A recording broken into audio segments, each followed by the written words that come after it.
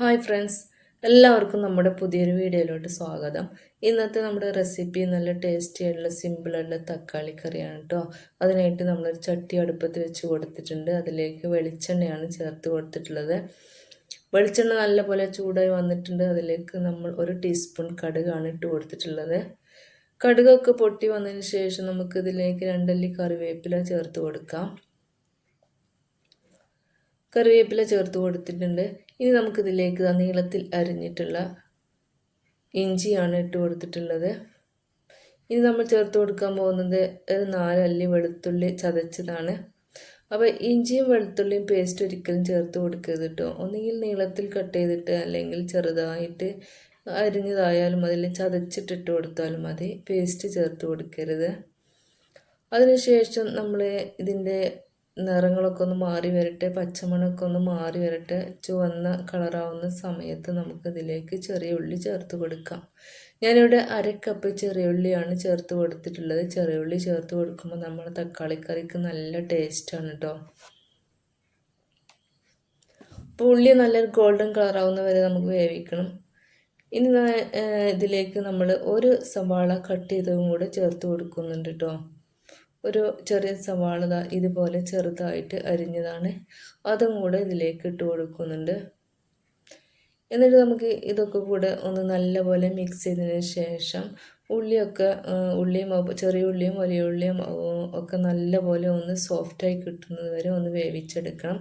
അതിനായിട്ട് നമുക്കൊന്ന് അടച്ചു വെച്ച് കൊടുക്കാം. ഇപ്പോൾ ഏകദേശം 3 മിനിറ്റ് കഴിഞ്ഞിട്ടുണ്ട്. അതിന് ശേഷം തുറന്ന് നോക്കിയപ്പോൾ നല്ലപോലെ സോഫ്റ്റായി കിട്ടിയിട്ടുണ്ട് കേട്ടോ. ഉള്ളിയൊക്കെ കണ്ടില്ലേ, ഉള്ളി നല്ലപോലെ സോഫ്റ്റായി വന്നിട്ടുണ്ട്. ചെറിയ ഉള്ളി തീരെ ചെറുതായത് കാരണം ഞാൻ കട്ട് ചെയ്ത് കൊടുത്തിട്ടില്ല കേട്ടോ.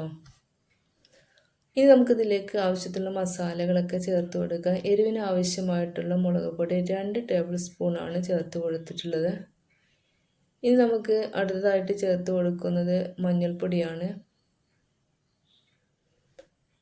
ഇനി അടുത്തതായിട്ട് നമ്മൾ ചേർത്ത് കൊടുക്കാൻ പോകുന്നത് മല്ലിപ്പൊടിയാണ്. 1 ടേബിൾ സ്പൂൺ മല്ലിപ്പൊടിയാണ് ഇട്ട് കൊടുത്തിട്ടുള്ളത്.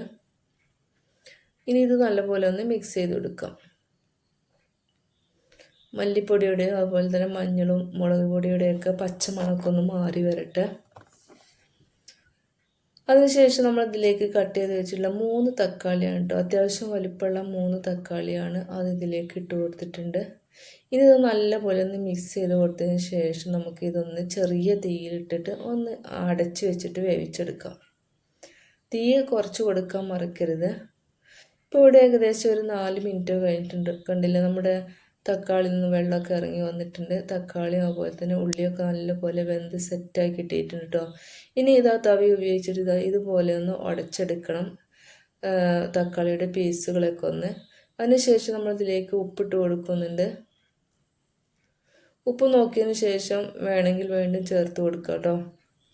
ഉപ്പിട്ട് കൊടുത്തതിന് ശേഷം നമുക്ക് ഇതിലേക്ക് കറിക്ക് ആവശ്യമായിട്ടുള്ള വെള്ളം ചേർത്ത് കൊടുക്കാം. ഞാനിതാ ഇവിടെ കുറച്ച് വെള്ളം ചേർത്ത് കൊടുത്തിട്ടുണ്ട്. ഒന്ന് ഇളക്കി നോക്കിയതിന് ശേഷം പോരെങ്കിൽ വീണ്ടും ചേർത്ത് കൊടുക്കാം കേട്ടോ. അപ്പോൾ ഇത് നല്ലപോലെ കട്ടിയുണ്ട്. അപ്പോൾ കുറച്ചും കൂടെ വെള്ളം ചേർത്ത് കൊടുക്കുന്നുണ്ട്. വളരെ കുറച്ച് വെള്ളം മാത്രം ഒന്നും കൂടെ ഒഴിച്ചു കൊടുക്കുന്നുണ്ട്. ചൂടുവെള്ളമോ പച്ചവെള്ളം എന്ത് വേണമെങ്കിലും ഒഴിച്ചു കൊടുക്കാം കേട്ടോ.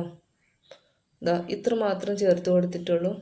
ഇത് നല്ലപോലെ ഒന്ന് തിളച്ച് വരട്ടെ കേട്ടോ. നമ്മൾ വെള്ളം ചേർത്ത് കൊടുത്താണല്ലോ. അപ്പോൾ നമ്മുടെ കറിയൊക്കെ നല്ലപോലെ തിളച്ച് വന്നിട്ടുണ്ട്.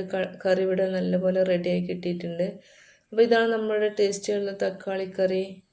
അപ്പോൾ നമ്മുടെ തക്കാളിക്കറിയുടെ വീഡിയോ ഇഷ്ടപ്പെട്ടിട്ടുണ്ടെങ്കിൽ ചാനൽ ഒന്ന് സബ്സ്ക്രൈബ് ചെയ്ത് സപ്പോർട്ട് ചെയ്യാൻ മറക്കരുത്. നല്ല വീഡിയോ ആയിട്ട് വീണ്ടും കാണാം. ബായ്.